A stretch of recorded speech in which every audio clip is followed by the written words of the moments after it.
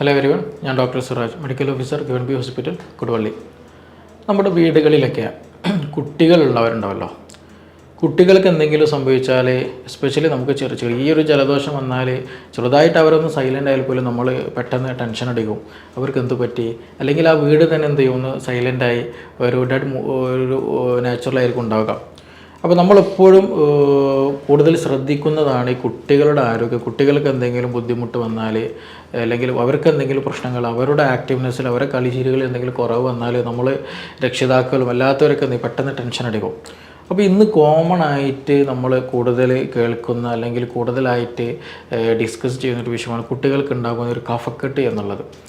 പലർക്കും കുട്ടി ജനിച്ച് 3-4 മാസം മുമ്പ് തന്നെ എന്ത് ചെയ്യും, ചെറിയ രൂപത്തിൽ ജലദോഷം തുടങ്ങി, പിന്നീട് അതൊരു കഫക്കെട്ടായിട്ട് മാറിയിട്ട്, പിന്നീട് അത് അലർജി എന്നുള്ളൊരു ടെർമിനോളജിക്കൽ അതിങ്ങനെ ഒരു മരണം വരെ ഫോളോ ചെയ്യുന്ന ഒരു സിസ്റ്റം ഇന്ന് നമ്മുടെ മുന്നിലുണ്ട്. അപ്പോൾ ഇന്ന് നമ്മൾ ഡിസ്കസ് ചെയ്യുന്നത് എന്തുകൊണ്ടാണ് ഇങ്ങനെയുള്ള ഒരു കഫക്കെട്ട്, റിപ്പീറ്റഡ് ആയിട്ട് ഒരു അലർജിക് ആക്ഷൻസുകൾ വരുന്നത്, എന്താണ് അതിന് റീസൺസ്, എങ്ങനെയാണ് നമുക്കതിനെ പ്രതിരോധിക്കാൻ കാരണം എന്നുള്ള തുടങ്ങിയ ഒരു ജനറൽ ആയിട്ടുള്ള 1-2 വിഷയങ്ങൾ നമ്മൾ ഇന്ന് ഡിസ്കസ് ചെയ്യാൻ ഉദ്ദേശിക്കുന്നത്. ആദ്യമായിട്ട് നമ്മൾ മനസ്സിലാക്കേണ്ടത്, കോമൺ ആയിട്ട് ഞാൻ സ്റ്റാർട്ടിങ്ങിൽ പറയുകയുണ്ടായി, ഈ കഫക്കെട്ട് എന്ന് പറയുമ്പോൾ, അല്ലെങ്കിൽ അതിനൊരു ടെർമിനോളജിയിലേക്ക് നമ്മൾ ആദ്യം കൺവേർട്ട് ചെയ്യല. എന്താണത്? അലർജി എന്ന് പറയും. അതായത് ഇപ്പോൾ കുട്ടിക്കൊരു അലർജി വന്നിട്ടുണ്ടെങ്കിൽ കോമൺ ആയിട്ട് പറയും അത് കുട്ടിയുടെ ഉപ്പാക്കുണ്ട്, അല്ലെങ്കിൽ അമ്മയ്ക്കുണ്ട്, അപ്പോൾ അതുകൊണ്ട്, അല്ലെങ്കിൽ സഹോദരനുണ്ട്, വേറെ ആരെങ്കിലും ഉണ്ട്, അതുകൊണ്ട് അവർക്ക് വന്നു എന്നുള്ള ഒരു സിംപ്ലിസിറ്റിയിലേക്ക്, ഒരു ടെർമിനോളജിയിലേക്ക് എന്ത് ചെയ്യും, നമ്മളത് കൺവേർട്ട് ചെയ്യാറുണ്ട്. പക്ഷെ അതിൽ പലപ്പോഴും വരുന്ന ഒരു തെറ്റായൊരു കൺവേർഷനാണത്. കാരണം നമ്മൾ ജീവിക്കുന്നൊരു എൻവയോൺമെൻറ്റിൽ അങ്ങനെ ഒരു അസുഖം റിപ്പീറ്റഡ് ആയിട്ട് വരുന്നുണ്ടെങ്കിൽ തീർച്ചയായിട്ടും അതിൻ്റെ കാരണം എന്താണ് എന്ന് കണ്ടെത്തൽ വളരെയധികം ഇമ്പോർട്ടൻ്റ് ആണ്. ഇല്ലാന്നുണ്ടെങ്കിൽ അത് വീണ്ടും അത് ക്രോണിക്കായിട്ട് മറ്റു പല അസുഖങ്ങളിലേക്കൊക്കെ നീക്കാനുള്ള സാധ്യതയുണ്ട്.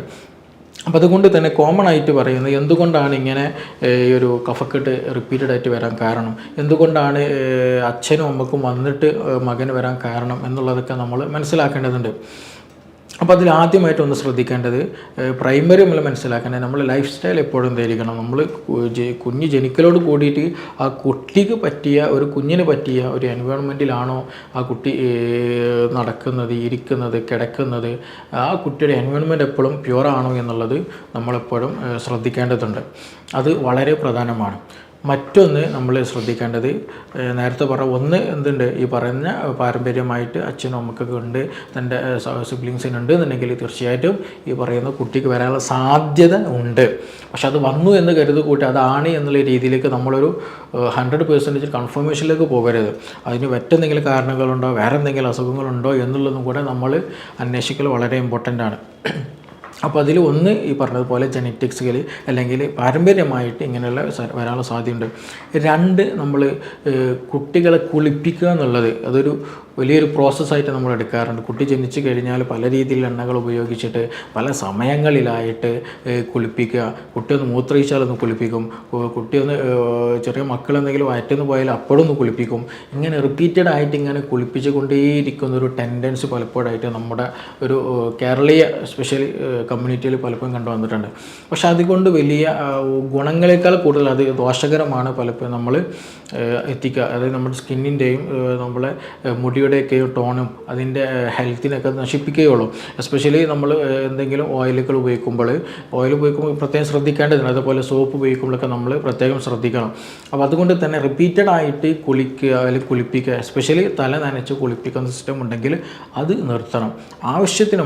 അത്യാവശ്യത്തിന് മാത്രം കുട്ടിയെ കുളിപ്പിക്കുക, വൃത്തിയാക്കുക എന്നുള്ളതാണ് വളരെ ഇമ്പോർട്ടൻറ്റ്. അത് നേരത്തെ പറഞ്ഞതുപോലെ ഒന്ന് മൂത്രമൊഴിച്ചു എന്ന് കരുതി ആവശ്യമില്ലാണ്ട് എന്ത് ചെയ്യരുത്, ഒന്നാകെ കുട്ടിയെ കുളിപ്പിക്കുന്ന സിസ്റ്റം ഒന്നും ഒരിക്കലും ഉണ്ടാകാൻ പാടില്ല. പ്രത്യേകിച്ച് തല എപ്പോഴും നനഞ്ഞിരിക്കുന്ന സിറ്റുവേഷൻ ആകരുത്. അത് വളരെ ഇമ്പോർട്ടൻ്റ് ആയിട്ട്. മറ്റൊരു കാരണം എന്ന് വെച്ചിട്ടുണ്ടെങ്കിൽ, ചെറിയ കുട്ടികളെ മുലപ്പാൽ കൊടുക്കും അല്ലേ. ഈ മുലപ്പാൽ കൊടുക്കുന്ന സമയത്ത് ആ പൊസിഷൻ വളരെ ഇമ്പോർട്ടൻ്റാണ്. കുട്ടികൾ മുലപ്പാൽ കൊടുക്കുന്ന സമയത്ത് നമ്മളെപ്പോഴും എന്ത് ചെയ്യണം, ചെറിയ രൂപത്തിൽ ഹെഡ് എന്ത് ചെയ്യണം, ഒന്ന് എലിവേറ്റ് ചെയ്യുന്ന രീതിയിലായിരിക്കണം. ഹെഡ് എപ്പോഴും എന്ത് ചെയ്ത് താഴോട്ട് നിൽക്കരുത്. താഴോട്ട് നിൽക്കുമ്പോൾ സ്വാഭാവികമായിട്ടും എന്ത് ചെയ്യും, കുട്ടിയുടെ വായയിലേക്ക്, നമ്മുടെ തൊണ്ടയിലേക്ക്, അല്ലെങ്കിൽ അവിടെ ഫാരിങ്സ് എന്നുള്ള റീജിയൻ, നമ്മുടെ ശ്വാസനാളവും അതുപോലെ അന്നനാളവും എല്ലാം ഒന്ന് രണ്ട് ഓപ്പണിങ്സ് അറേഞ്ച് വരുന്നത്, അല്ലെങ്കിൽ എല്ലാം ഒന്ന് രണ്ട് ഓപ്പണിങ്സ് നമ്മുടെ ചെവിയിൽ നിന്ന് വരുന്നത്, മൂക്കിൽ നിന്ന് വരുന്നത്, അതേപോലെ അന്നനാളത്തിലേക്ക് പോകുന്നത്, ശ്വാസനാളത്തിൽ പോകുന്നത്, ഇതെല്ലാം കൂടി വരുന്നൊരു ഏരിയ ഉണ്ട്. ആ ഏരിയകളിലേക്ക് കൂടുതലായിട്ട് ഈ പറയുന്ന മുലപ്പാൽ കുടിക്കുമ്പോൾ എന്ത് ചെയ്യും, കൂടുതൽ പാല് പോകുക അല്ലെങ്കിൽ കൂടുതൽ പ്രഷർ വരികയും ചെയ്യും. അപ്പോൾ സ്വാഭാവികമായിട്ടും നമ്മൾ നാടൻ ഭാഷ പറയുമ്പോൾ ഒരു തരിപ്പി പോകാമെന്ന് പറയും അല്ലേ. നമ്മൾ അന്നനാളത്തിലേക്ക് പോകേണ്ടത് ചിലപ്പോൾ ശ്വാസനാളത്തിൽ ചെറിയ രൂപത്തിൽ പോകാൻ ചാൻസ് ഉണ്ട്. അതേപോലെ പെട്ടെന്ന് മൂക്കടയാനുള്ള ചാൻസ് ഉണ്ട്. ഈ പാലിൻ്റെ അംശങ്ങൾ എന്ത് ചെയ്യും, ഈ പറയുന്ന മൂക്കിലേക്കോ അല്ലാന്നുണ്ടെങ്കിൽ ഈ ചെവിയിലെ ഭാഗത്തേക്കൊക്കെ എന്ത് ചെയ്യും പോകാൻ സാധ്യത വളരെ കൂടുതലാണ്.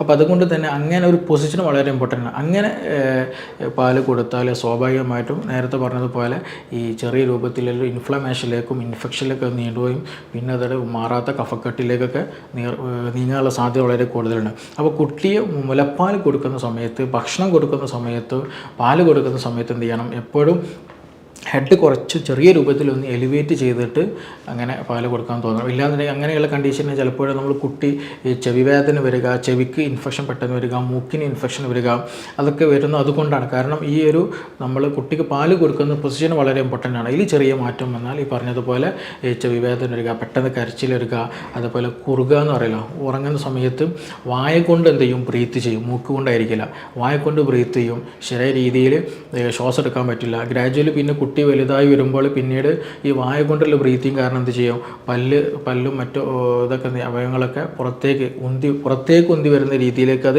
നീങ്ങുകയും ചെയ്യും. ശരിയായ രീതിയിൽ സംസാരിക്കാൻ ബുദ്ധിമുട്ടുകളുണ്ടാകും. അങ്ങനെയുള്ള പ്രശ്നങ്ങളൊക്കെ നീങ്ങുകയും ചെയ്യും. അപ്പോൾ അതുകൊണ്ട് തന്നെ നമ്മൾ എന്ത് ചെയ്യണം, കുട്ടിയെ നേരത്തെ പറഞ്ഞ കുളിക്കുന്ന വിഷയത്തിൽ ശ്രദ്ധിക്കണം. രണ്ട്, നമ്മൾ ഈ പാല് കൊടുക്കുന്ന മുലപ്പാൽ കൊടുക്കുമ്പോൾ, ഭക്ഷണം കൊടുക്കുമ്പോൾ പരമാവധി എന്ത് ചെയ്യാം, ചെറിയ രൂപത്തിലൊന്ന് സ്ലൈറ്റ് ചെയ്തിട്ട് ഒന്ന് എലിവേറ്റ് ചെയ്തതിന് ശേഷം മാത്രം, ഹെഡ് എലിവേറ്റ് ചെയ്തതിന് ശേഷം മാത്രം കൊടുക്കാൻ ശ്രദ്ധിക്കുക എന്നുള്ളതാണ്.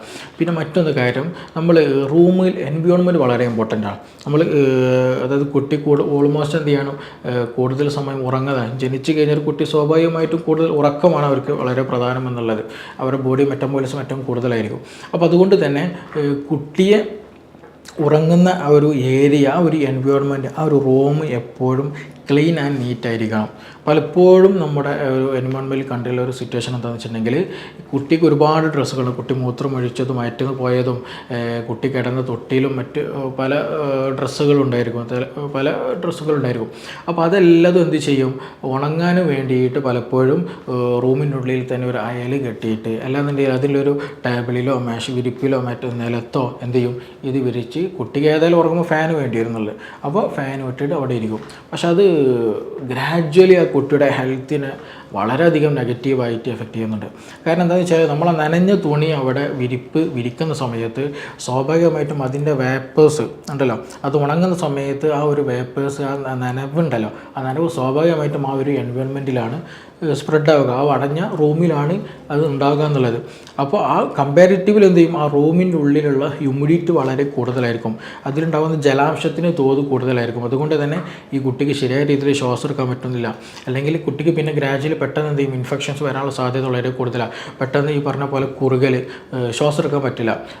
അവർ അങ്ങനെയുള്ള കുട്ടികൾ വരുന്ന കോമൺ സിംറ്റമാണത്.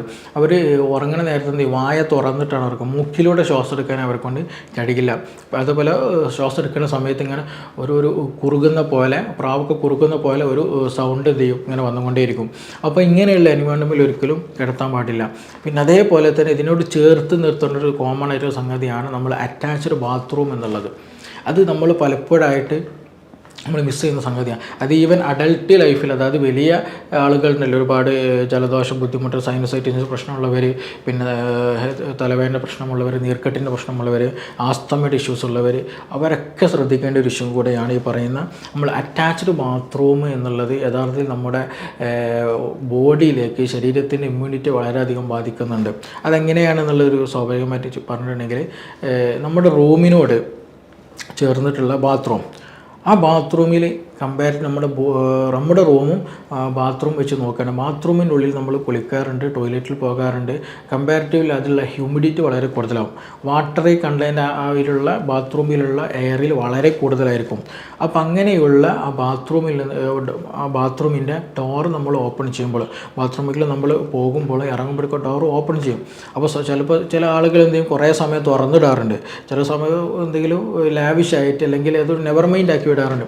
പക്ഷേ അങ്ങനെ തുറന്നിടുന്ന സമയത്ത് ആ ബാത്റൂമിൽ ഉണ്ടാകുന്ന അത്രയും ഹ്യൂമിഡിറ്റി, ആ ഒരു വാട്ടർ നാച്ചുറൽ എവിടേക്ക് പ്രവേശിക്കുകയാണ്, നമ്മൾ കൂടുതൽ സമയം കിടന്നുറങ്ങുന്ന, നമ്മൾ കൂടുതൽ സമയം സ്പെൻഡ് ചെയ്യുന്ന ഒരു റൂമിനുള്ളിലേക്ക് കിടക്കുകയാണ്. അപ്പോൾ ആ റൂമിനുള്ളിൽ സ്വാഭാവികമായിട്ട് വാട്ടർ ഒരു ഫീലിംഗ്, ഒരു വിങ്ങലുണ്ടാവും. ചില സമയത്ത് നമ്മൾ തന്നെ ഒരു ബാത്റൂമിൽ കുളിച്ചിങ്ങോട്ട് ഇറങ്ങിക്കഴിഞ്ഞാൽ നല്ലൊരു കംഫർട്ട്, ഭയങ്കര തണുപ്പും ഭയങ്കര ഒരു ആശ്വാസം ഉണ്ടാകുന്നത്. എന്തുകൊണ്ടാണ് അങ്ങനെ ഉണ്ടാകാൻ കാരണം നമ്മൾ കുളിക്കുന്ന ആ ഒരു ചെറിയൊരു റൂമിനുള്ളിലുള്ള എൻവയോൺമെൻറ്റ് എന്ന് പറഞ്ഞാൽ ഭയങ്കര ഹൈ ഹ്യൂമിഡിറ്റി ആവും, നല്ല വാട്ടർ കണ്ടുള്ള കണ്ടീഷൻ ആവും. അതുകൊണ്ട് ഒരു വിങ്ങൽ നമുക്ക് എപ്പോഴും ഫീൽ ചെയ്യും. അപ്പോൾ അത് വാതിൽ തുറന്ന് നമ്മൾ റൂമിലേക്ക് കിടക്കുമ്പോൾ നല്ല ഹ്യൂമിഡിറ്റി കുറഞ്ഞ ഒരു എൻവയോൺമെൻറ്റിൽ കിടക്കുന്നത്. അപ്പോൾ സ്വാഭാവികമായിട്ടും നല്ലൊരു ഫ്രഷ്നെസ് ഫീൽ ചെയ്യും, നല്ലൊരു ഹാപ്പിനെസ് ഫീൽ ചെയ്യും, നല്ലൊരു കോൾഡ്, നല്ലൊരു തണുപ്പൊക്കെ ഫീൽ ചെയ്യും. പക്ഷേ ആ തുറക്കുന്ന സമയത്തോട് കൂടിയിട്ട് എന്ത് ചെയ്യും, ഈ ബാത്റൂമിൽ ഉണ്ടാകുന്ന ആ ഒരു കണ്ടൻറ്റ്, ആ ഒരു വാട്ടറി നാച്ചുറൽ എല്ലാം കൂടി എന്ത് ചെയ്യും, ഈ പറയുന്ന നമ്മൾ കിടക്കുന്ന റൂമിലേക്ക് കിടക്കുന്നില്ല. അപ്പോൾ നാച്ചുറലി എന്താണ് സംഭവിക്കുന്നത്, നമ്മൾ പുറത്തെയും കിടക്കുന്ന റൂമിലെയും ഈ പറയുന്ന ഹ്യൂമിഡിറ്റി നോക്കുകയാണെങ്കിൽ നമ്മൾ ഏറ്റവും കൂടുതൽ സ്പെൻഡ് ചെയ്യുന്ന റൂമിലായിരിക്കും കൂടുതലായിട്ട് ഈ ഹ്യൂമിഡിറ്റി ഉണ്ടാവുക. അപ്പോൾ അതുകൊണ്ട് തന്നെ ആ ഹ്യൂമിഡിറ്റിയിൽ നമ്മൾ കൂടുതലായിട്ട് സമയം ചിലവഴിക്കുമ്പോൾ ഗ്രാജ്വലി നമുക്ക് തലവേദന ഇഷ്യൂസ് ഉണ്ട്, പെട്ടെന്ന് നീരിറക്കത്തിൻ്റെ പ്രശ്നങ്ങൾ വരും, കഫക്കെട്ടിൻ്റെ ഇഷ്യൂസുകളും കാര്യങ്ങളൊക്കെ ഉണ്ടാകും. അപ്പോൾ അതിൻ്റെ കൂടെ തന്നെ ഞാൻ നേരത്തെ പറഞ്ഞ പോലെ ഈ അറ്റാച്ച്ഡ് ബാത്റൂം ഇങ്ങനെ കാര്യങ്ങൾ ചെയ്യുന്നുണ്ട്.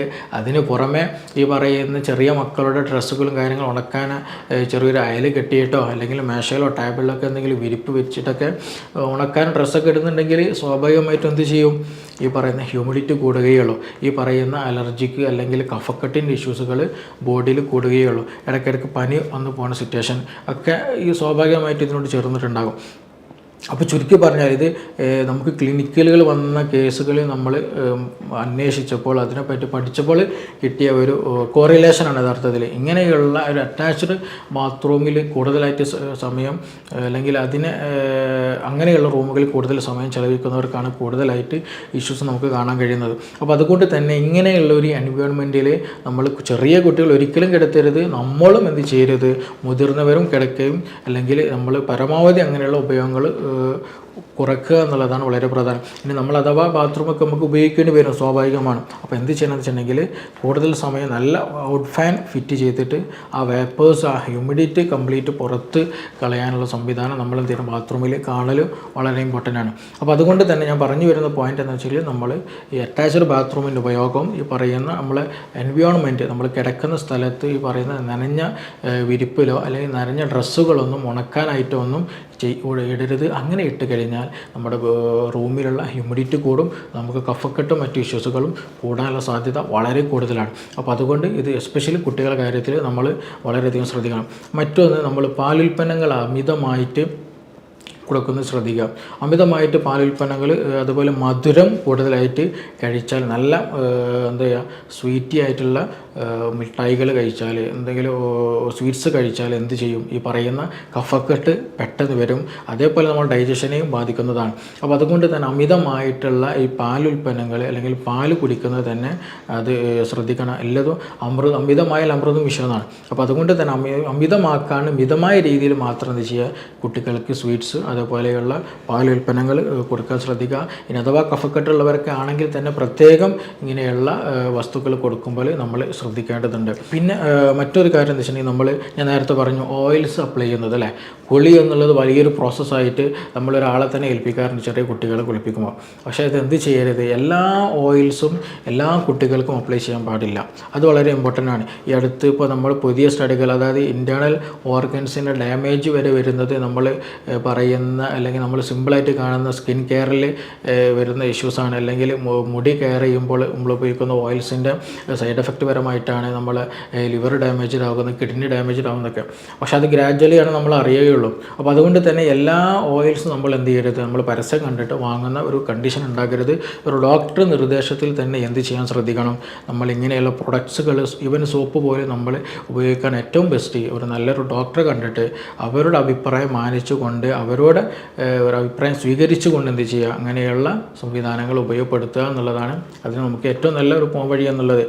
പിന്നെ മറ്റൊന്ന് നമുക്ക് കോമൺ ആയിട്ട് ലോ ഇമ്മ്യൂണിറ്റി പേഷ്യൻസിന് നല്ല മുലപ്പാൽ നല്ലപോലെ കുടിക്കുന്നില്ല, നല്ല ഭക്ഷണം കഴിക്കുന്നില്ല, ശരിയായ രീതിയിൽ ഉറങ്ങുന്നില്ല, ശരിയായ രീതിയിൽ നമ്മുടെ ലൈഫ് സ്റ്റൈൽ ശരിയായ രീതിയിൽ പോകാത്തത് കൊണ്ട് തന്നെ ശരീരത്തിന് വേണ്ട ഫലവത്തായിട്ടുള്ള വേണ്ട മിനറൽസ് വൈറ്റമിൻസ് ഒന്നും ലഭിക്കുന്നില്ലെങ്കിൽ സ്വാഭാവികമായിട്ടും നമ്മൾ ഇമ്മ്യൂണിറ്റി എന്ത് ചെയ്യും, കുറയും. അപ്പോൾ പെട്ടെന്ന് ഇൻഫെക്ഷൻ വരിക, പെട്ടെന്ന് കഫക്കെട്ട് വരിക, പെട്ടെന്ന് അലർജി ഉണ്ടാവുക, ബോഡി പെട്ടെന്ന് റെസ്പോണ്ട് ചെയ്യുക, എന്തിനും ബോഡി റെസ്പോണ്ട് ചെയ്യുന്നൊരു അമിതമായിട്ട് റെസ്പോണ്ട് ചെയ്യുന്ന ഒരു സാഹചര്യം വന്നു ചേരുക.